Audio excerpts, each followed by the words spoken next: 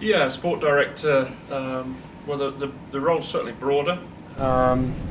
Where my responsibilities have before been, well, I've been head coach, I've been director of cricket, much more on the front line with the first team primarily.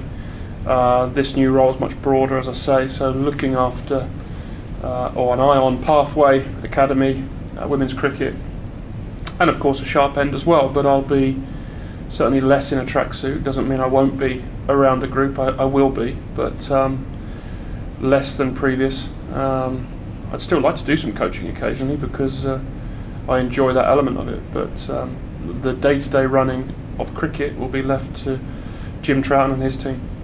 It's a broad brief that you've taken on, by the look of it.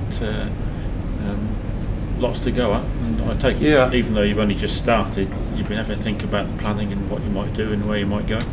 Yeah, I've literally just started, so first day in the office, but yeah, it's been out there for a little while now. There is a lot to do, but I'm looking forward to that. It is slightly different for me, so in some respects it's slightly out of my comfort zone.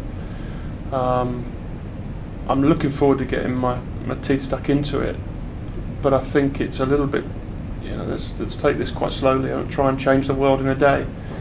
And there's stuff that has a certain amount of short-term importance. So we look at T20 player, particularly overseas player, but then there's stuff that's much more long-term. So looking at that pathway and how we can produce more homegrown cricketers, that's going to take time. So I like that balance of if you like, small wheel and big wheel. And I guess most of my attention is placed on that bigger strategic wheel. And Jim Troughton will head up the first team, of course, and first team matters. Of course, you've worked with him very closely before. Last time Warwickshire won the championship, you were director of cricket, he was captain, so you know each other very well. Yeah, looking forward to working with Jim. He's smart. It's his first lead position, I guess, as first team coach. But he knows his stuff. We worked very well together before. He's got a very good team around him as well. So we've got some very good people in this management structure. And I'm confident we've got the right people to do the job. A lot of work ahead, but how does it feel to be back at Edgbaston then? You've been away with England and Lancashire. Yeah, it is great. I mean, there's always an element of coming home, certainly. Lancashire were very good to me for 2 years, enjoyed those 2 years. And it was new experiences, new environment. But coming home and also living at home is a massive plus to me. But I'm also aware that I've got a job to do. I've not been given this task because I'm an ex-bear and I'm hopefully a decent bloke. I've got it is a broad role and there's a lot to do. And so, as I say, I'm going to have to get my teeth stuck into it pretty quickly. And in those terms, how would you measure success as the years go by? Because I'm assuming this is a long-term job as well as a short-term one. Yeah. So how would you measure? What are the goals you're aiming for, say in 2-5 years? Well, I've not had a chance to think too deeply about it, so I won't stick too closely to them, or hope you don't.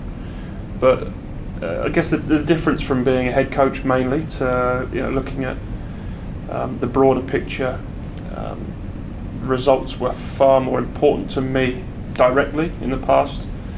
They are still important, of course, to all of us, and I support Jim all the way through that. And we need a successful, as I call it, sharp end. The first team to be competing with the best sides in the country. But apart from that, we've got a pathway. We need to produce more homegrown cricketers. We need successful youth teams, successful women's teams. Our focus is also on my focus on recruitment, bringing the right people here, whether that be from a management or a player perspective. And so they're more difficult to quantify, but ultimately, we need successful teams here at Edgbaston with a good culture and a great environment. And if I can help build that, then I think in 5 years' time I'll be happy that I've done my job.